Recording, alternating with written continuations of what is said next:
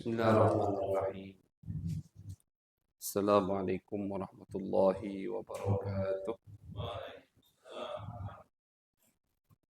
Al-Fatihah ila ruh habibillah wa syafi'ina Sayyidina Rasulillah sallallahu alaihi wasallam wa alihi wa ashabihi wa azwajihi wa ikhwanihi minal anbiya wal mursalin.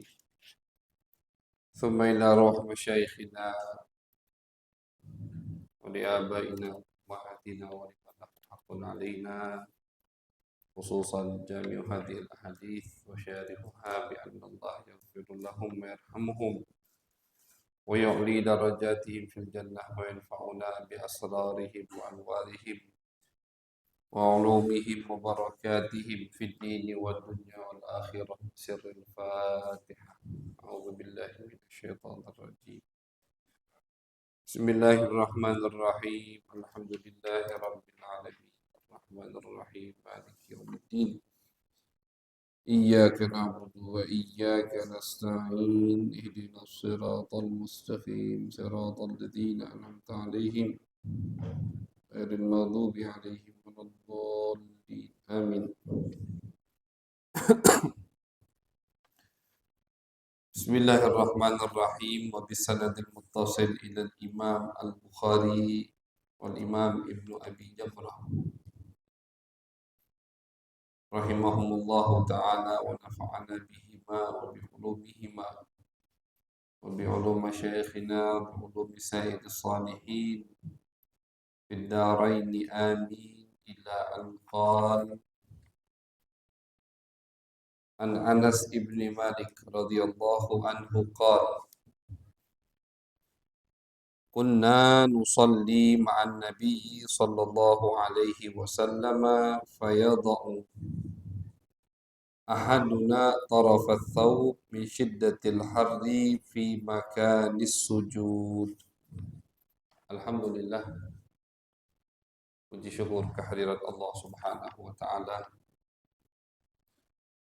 Salawat dan salam dihaturkan kepada baginda besar Nabi Agung Nabi Muhammad sallallahu alaihi wasallam. Alhamdulillah dipertemukan kembali oleh Allah. Masih diberikan kesempatan untuk duduk bersama guna melaksanakan ibadah yang diwajibkan oleh Allah.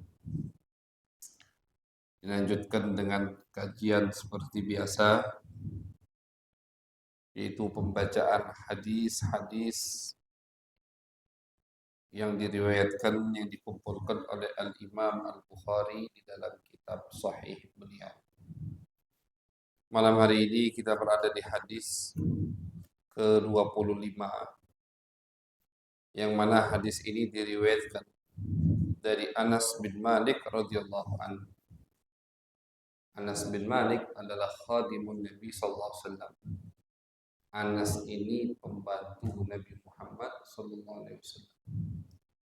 Dan umur Anas ketika jadi pembantu Nabi itu baru 10 tahun.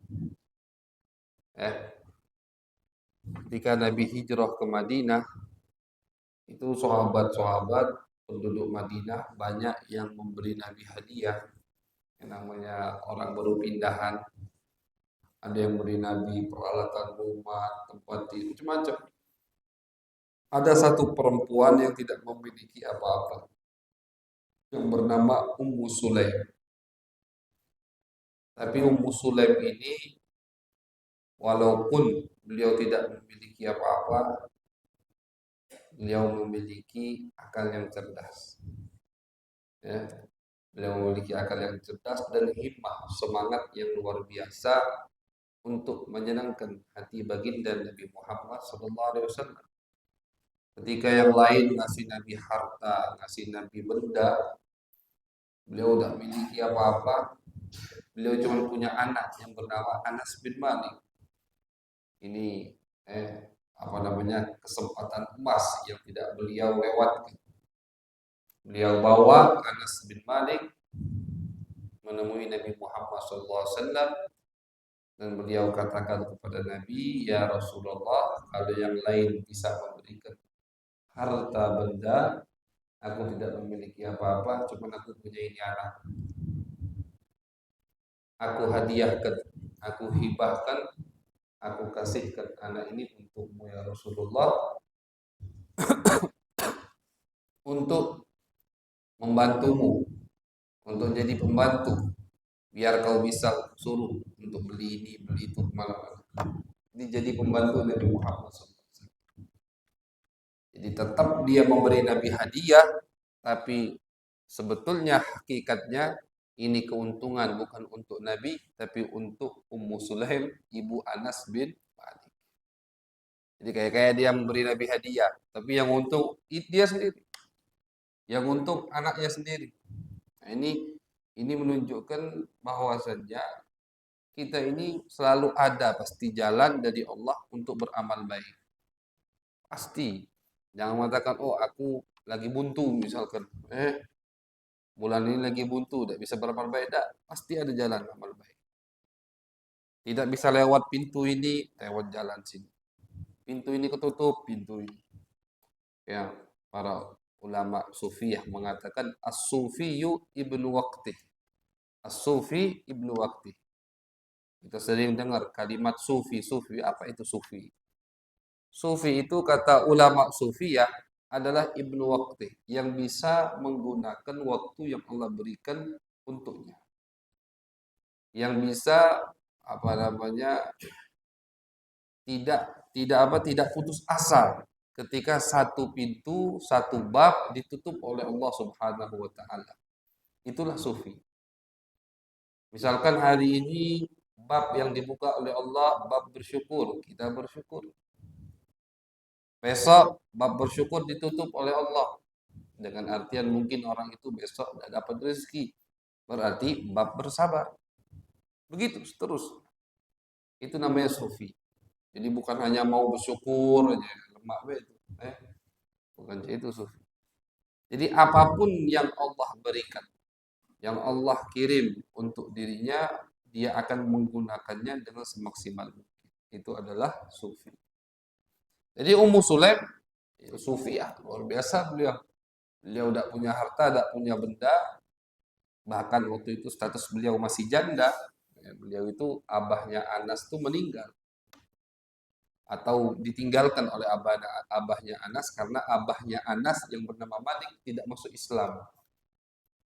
Tidak punya suami statusnya, tapi beliau bisa menggunakan apa yang Allah berikan kepadanya. Kesempatan itu beliau. Coba lihat bagaimana hadiah, bagaimana nikmat yang beliau terima dari momen tersebut. Setelah 10 tahun Anas berkhidmah kepada Nabi, itu Ummu Sulaim datang lagi ke Nabi. Ya Rasulullah, Anas ini sudah lama ya Rasulullah khidmat sama antum. Jadi pembantumu. Allah lahu. Tolong doakan dia ya Rasulullah. Tolong doakan dia ya Rasulullah. 10 tahun sudah jadi pembantu Nabi. Nabi doakan, Allahumma tawwil umrah wa akthir malah wa waladah wa adkhilhul jannah. Didoakan umurnya panjang, anaknya banyak, keturunannya banyak, hartanya melimpah, dan masuk surga Allah Subhanahu wa taala. Oke, Anas ini termasuk sahabat yang paling terakhir meninggal di kota Basrah. Jadi sahabat itu kan mencar setelah Nabi wafat. Yang paling terakhir meninggal di kota Basrah atau di Irak itu adalah Anas bin Malik. Panjang umur. Beliau itu mengatakan, aku sudah mengubur cucungku 100. Cucunya ini yang udah dikubur. Jadi beliau panjang umurnya, banyak anaknya, banyak keturunannya, sampai sudah mengubur cucunya 100. Beliau punya kebun kurma, itu kalau yang lain panen setahun sekali, beliau setahun 2 kali. Setahun 2, di luar logika, di luar kebiasaan, di luar tabiat. Kenapa? Karena dapat doa Nabi Muhammad SAW. Warju, dan beliau mengatakan, mudah-mudahan yang ketiga aku diberikan oleh Allah, yaitu dimasukkan surga Allah Subhanahu wa taala. Itulah Anas bin Malik. Sukses berkat ibunya. Jadi sebetulnya para ulama tarbiyah yang ketika ulama mengarang satu kitab bahas bagaimana cara mendidik anak, itu mereka katakan kesuksesan anak dari orang tua. Kesuksesan anak dari orang tua. Pengen kita punya anak sukses, kita dulu bagaimana belajar cara untuk mendidik anak kita yang benar. Pintu kesuksesan mereka di kita, di bapak, di ibu. Bahkan 4 pemimpin mazhab itu sukses gara-gara ibunya semua. Imam Syafi'i sukses gara-gara ibunya. Abahnya meninggal, beliau masih umur beberapa tahun. Imam Malik bin Anas juga begitu. Ibunya yang mendorong dia untuk belajar ilmu agama. Al-Imam Abu Hanifah juga begitu. 4 mazhab yang dibentuk oleh 4 imam ini bisa jadi orang sukses begitunya berkat semangat ibunya. Nah, jadi tergantung semangat dan bagaimana orang tua mendidik anak tersebut, anaknya akan sukses. Anas luar biasa sukses. Berkatnya berkat ibunya, dekat dengan Nabi, selalu bersama Nabi. Bahkan beliau termasuk sahabat yang paling banyak meriwayatkan hadis Nabi besar Muhammad SAW. Ada 7 orang. Salah satunya Anas bin Malik. Kenapa? Bayangkan tiap hari bersama Nabi. Nabi lagi di rumah Siti Aisyah, Anas di situ. Nabi di rumah Siti Hafsah, Anas di situ. Nabi jalan keluar, Anas ikut. Jadi kayak apa? Bukan ajudan, jadi kecil lebih kan. Gitu. Selalu kayak asisten Nabi, Anas bin Malik. Makanya banyak mendengar hadis.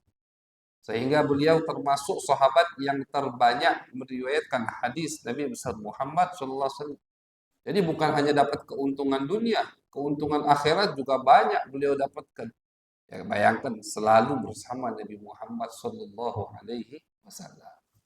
Nah, itulah kesuksesan seorang anak berkat didikan, berkat arahan orang tuanya. Beliau berkata, Kunna nusalli ma'an Nabi sallallahu alaihi wasallam fayadha'u ahaduna taraf ath-thawb min shiddatil harri fi makanis sujud. Kami dulu, kata beliau, pernah salat bersama Nabi Muhammad sallallahu alaihi wasallam. Salat bersama Nabi karena memang di zaman Nabi beliau rasul, beliau pemimpin baik di dalam hal yang berkaitan dengan dunia atau hal yang berkaitan dengan akhirat. Imam itu Nabi, imam itu Nabi.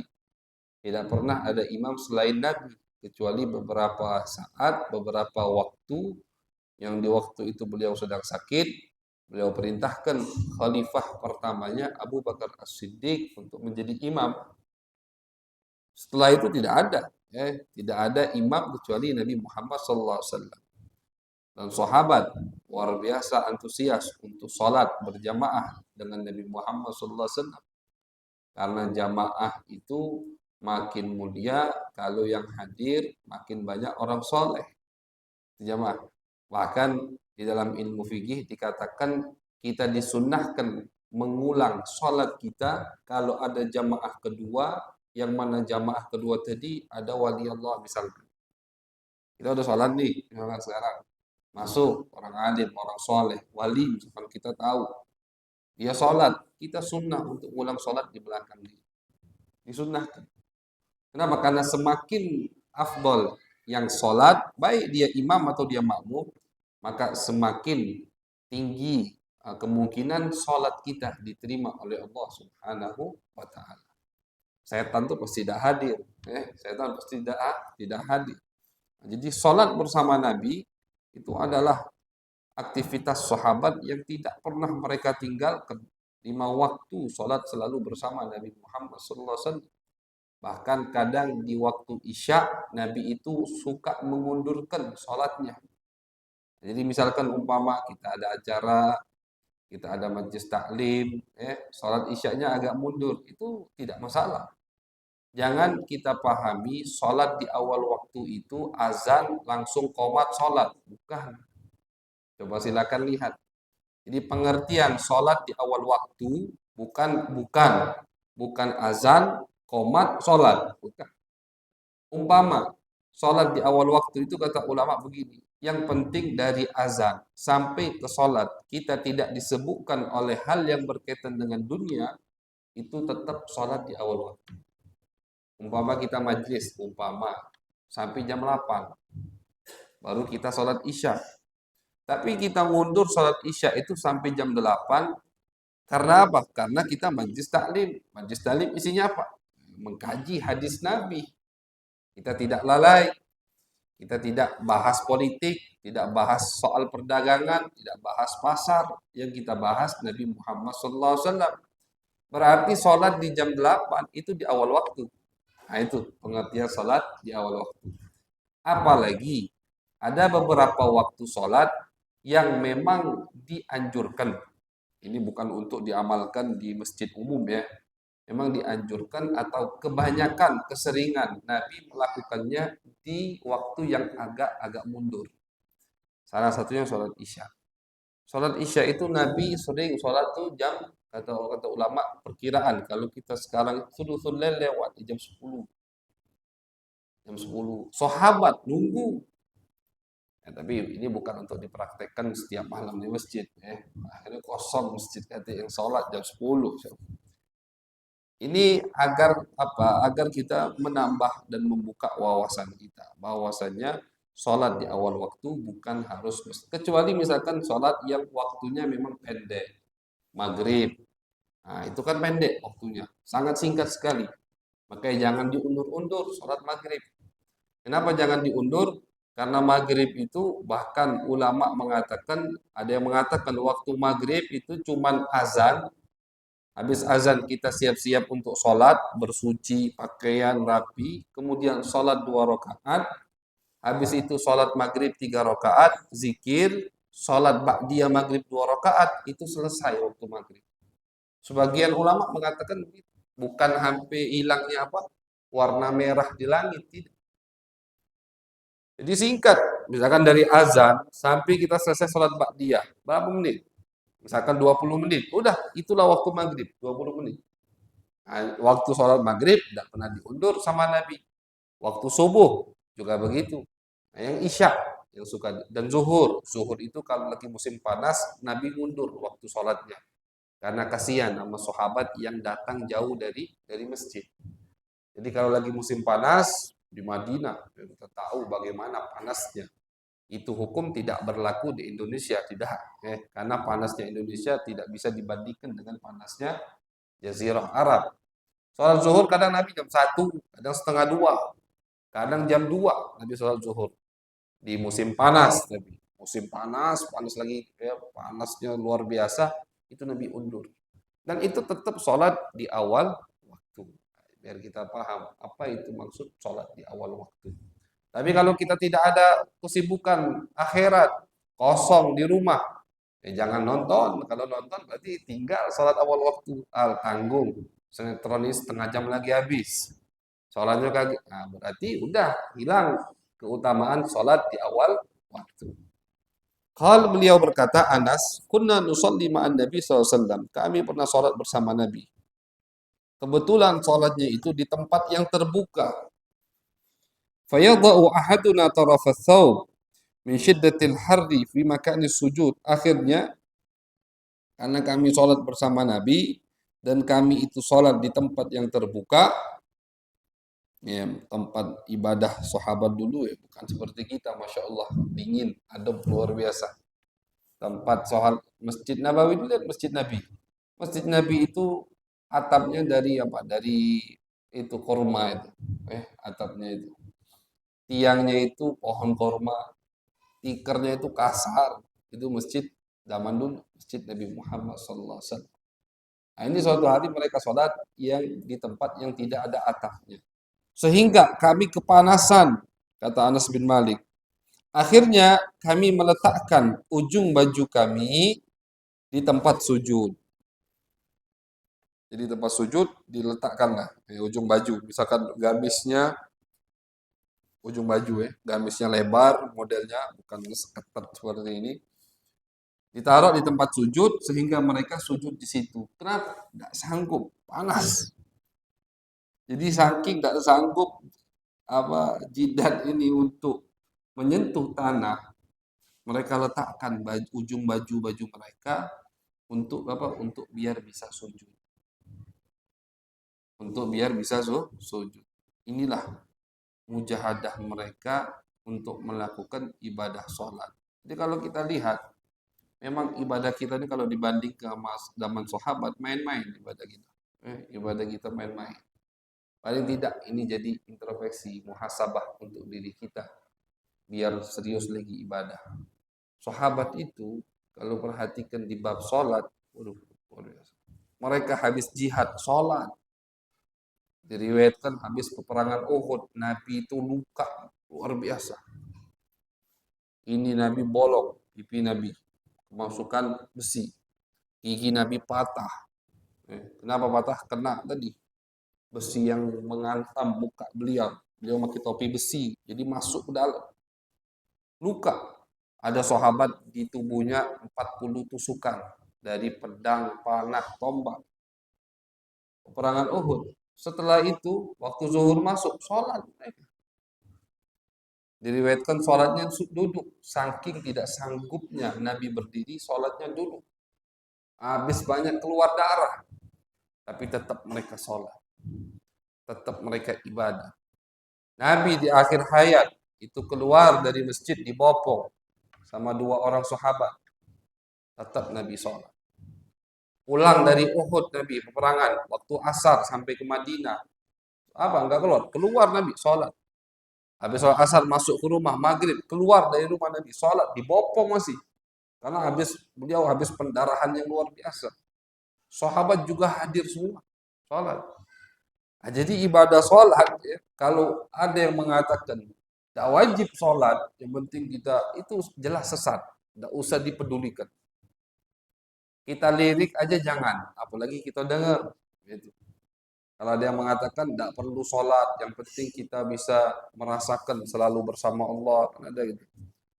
Kelompok-kelompok sesat mengatakan diri mereka sufiyah, mengatakan mereka paham ilmu hakikoh, mengatakan mereka punya thariqah, apapun nama thariqahnya itu bohong, sesat. Apapun nama thariqahnya, mau mereka menisbatkan kepada siapapun, kepada Jailani, kepada Nawawi. Sekarang ini banyak di zaman akhir orang suka maki kedok nama ulama, menisbatkan diri mereka kepada Imam Nawawi, tapi tingkah lakunya syaitani, dajjali, ya, kayak setan, kayak dajjal. Menisbatkan diri mereka kepada Al-Jailani, padahal tingkah lakunya seperti dajjal, seperti setan. Nah, jadi jangan tertipu kita. Oh, ini misalkan menganut thariqah Jailani, Syekh Abdul Qadir Jailani. Oh, ini menganut thariqah Imam, jangan. I'rifil haq ta'rif ahlah. Al-Imam Ali bin Abi Thalib mengatakan, kita pengen tahu jalan yang benar, jangan melalui orang. Salah. Kita pengen tahu jalan yang benar, jangan melalui orang. Artinya, oh, kalau ini orang ada di sini, ini jalan yang benar. Salah. Tapi ketahuilah, pelajarilah mana yang benar, mana yang salah, maka kau akan tahu mana orang yang benar, mana orang yang salah. Jadi jangan belajar, jangan cari tahu mana orang yang benar. Nah, yang kita pelajari mana yang benar, mana yang salah. Yang benar sholat atau tidak sholat. Kenapa? Karena Nabi sampai akhir hayat beliau masih sholat. Wasiat terakhir masalah sholat. Berarti yang benar adalah sholat. Yang tidak benar ya tidak sholat. Nah udah, ini jadi mizan, timbangan buat kita. Ketika ada orang mau bawa Jilani, mau bawa Nawawi, mau bawa siapa saja, tidak sholat, sesat. Begitu, selesai. Itu kata Imam Ali bin Abi Thalib. I'rifil haq, ta'rif ahlah. Pelajari mana yang benar, mana yang salah, maka kau akan tahu mana yang orang yang benar, mana orang yang salah. Sekarang banyak. Macam-macam. Makin zaman akhir kita makin melihat hal yang aneh-aneh di dalam syariat ini. Jangan heran, itulah termasuk tanda-tanda kiamat. Termasuk tanda-tanda kiamat makin banyak bermunculan wakil-wakil dajjal. Dan sampai nanti di akhirnya keluar dajjal aslinya. Nah, itu baru keluar. Hati-hati makanya. Dan kalau kita perhatikan semua ada pengikutnya. Yang sesat-sesat itu ada pengikutnya. yang aneh-aneh, yang nyeleneh-nyeleneh itu, yang ngomongnya macem-macem, kita kadang ketawa. Jangankan mau kita bantah, kita kayak nggak pantas dibantah. Kenapa? Lucu jadinya. Itu ada pengikutnya. Ada ahmakun muta. Jadi kata Nabi, termasuk yang paling ditakuti sama Nabi, ulama su yang banyak pengikut. Yang paling ditakuti sama Nabi, orang punya pengikut padahal itu orang ahmak, bodoh, tidak paham agama. Dan itu termasuk tanda akhir kiamat. Apa kata Nabi dalam hadis? Allah Subhanahu wa taala ketika ingin menghancurkan muka bumi ini, itu orang-orang alim diangkat sama Allah. Kata Nabi, ilmu diangkat sama Allah. Ilmu diangkat sama Allah bukan artinya ada orang alim tiba-tiba bodoh. Dah. Ada orang yang paham Al-Quran, paham hadis, tiba-tiba hilang pemahamannya. Tidak. Atau kitab-kitab hilang. Tidak. Tapi apa? Dicabut nyawanya. Dicabut. Banyak orang alim yang meninggal. Banyak orang soleh yang meninggal. Banyak orang paham yang meninggal. Sehingga umat butuh sosok pemimpin. Tidak dapat pemimpin. Akhirnya ada orang gila, ya udah jadikan pemimpin, jadilah. Gitu. Yang penting bisa ngomong. Yang penting aneh-aneh omongannya. Yang penting viral. Yang penting ittakhadhan nas ru'usan juhala fadallu wa adallu. Fasu'ilu fa'aftau bighairi ilmin fadallu wa adallu. Di hadis Bukhari Muslim.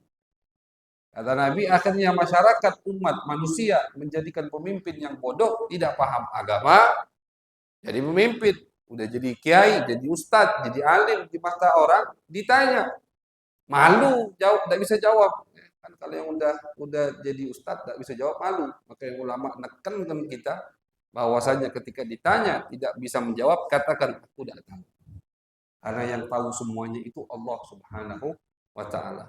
Akhirnya karena dia malu tidak bisa menjawab, dia jawab sembarangan, sesat dan menyesatkan. Ditanya, apakah semua agama masuk surga? Iya, semua agama masuk. Ada dia itu. Tanya semua agama masuk surga. Yang penting Pancasila katanya. Pancasila.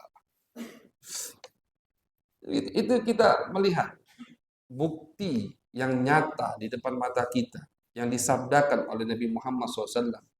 Semua agama masuk. Tidak perlu kita jawab. Kadang kita ngerasa tidak perlu kita buat konten di YouTube untuk membantahnya. Kenapa? Ini hal yang sangat jelas sekali. Tapi subhanallah masih banyak yang mengikutinya. Nauzubillah min dzalik. Fadhallu, sesat dia dengan jawabannya, wa adallu, dan dia menyesatkan orang lain dengan jawabannya. Ini orang yang paling ditakuti oleh Nabi Muhammad SAW. Masih mending pencuri, masih mending penzina, masih mending pemabuk, masih mending candu narkoba daripada orang seperti ini. Orang yang zina, orang yang curi, candu narkoba, itu sesat dirinya sendiri. Urusan dia sama Allah. Umpama sedetik sebelum dia meninggal, dia taubat, itu semua diampuni oleh Allah. Tapi orang yang menyesatkan orang lain, gimana mau taubat? Ribuan udah ngamalkan fatwanya. Ratusan mengikuti apa yang dia katakan. Umpama dia selamat, diseret dia ke neraka. Ngaku, yang lain masuk neraka gagal dia. Dia juga diseret ke neraka. Nauzubillah min. Jadi ini menunjukkan bagaimana sahabat Nabi Muhammad SAW itu sangat, dan Nabi tentunya Nabi, kalau sahabat kepanasan ya Nabi pasti kepanasan juga. Nabi manusia sama seperti kita. Nah, jadi saking panasnya waktu itu mereka sampai meletakkan ujung baju. Jadi dicari mana dasar yang lebih diletakkan di tempat sujud agar apa? Agar mereka bisa sujud. Bisa sujud menghadap Allah Subhanahu wa taala. Jangan kita kira sujud itu bukan nikmat. Sujud itu Pak, Bu, nikmat dari Allah. Karena termasuk azab nanti di akhirat yang Allah berikan kepada orang-orang yang tidak pernah sujud, wa idza qila lahum urka'u la yarka'u. Ketika Allah memerintahkan umat manusia untuk sujud, nanti di hadapannya yang tidak pernah sujud tidak bisa sujud. Tidak bisa sujud. Dihalangi sama Allah Subhanahu wa taala. Ya, kita mau salaman sama guru tidak dikasih tangannya. Itu kan termasuk hukuman. lebih berat daripada hukuman rotan, cambukan, lebih. Jadi termasuk azab nanti di hari kiamat ketika orang mau sujud, Allah larang dia untuk sujud. Kenapa? Sujud baru sekarang kalau mau sujud. Mana di dunia? Tidak pernah sujud. Maka yang sujud itu nikmat yang besar dari Allah Subhanahu wa taala. Akrabul maudhi. Paling dekatnya tempat kita kepada Allah. Kapan kita paling dekat dengan Allah? Ketika kita sujud. Kata Nabi, paling dekat keadaan seorang hamba dekat dengan Tuhannya itu ketika dia sedang sujud. Maka ketika sujud, mintalah macam-macam sama Allah. Karena itu tempat kita paling dekat dengan Allah. Allah tidak butuh tempat, artinya paling dekat dengan Allah di situ.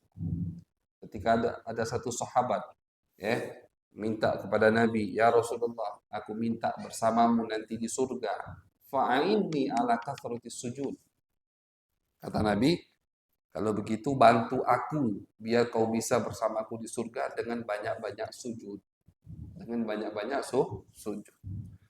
Apa banyak orang yang aulia yang meminta kepada Allah untuk meninggal ketika dalam sujud. Sujud. Dan sujud ini aneh. Kita kalau kalau sesama manusia ada orang menunjukkan kepalanya hina, atau sampai bungkuk-bungkuk, ya menunjukkan hina. Tapi kalau kepada Allah makin kita sujud, makin derajat kita diangkat oleh Allah Subhanahu wa taala. Makin diangkat oleh Allah Subhanahu wa taala. Jadi sujud nikmat yang besar dari Allah. Dalilnya tadi. Dalilnya Allah jadikan tidak bisa sujud azab daripada azab Allah nanti di akhirat. Berarti mafhumnya, kebalikannya, sujud adalah nikmat.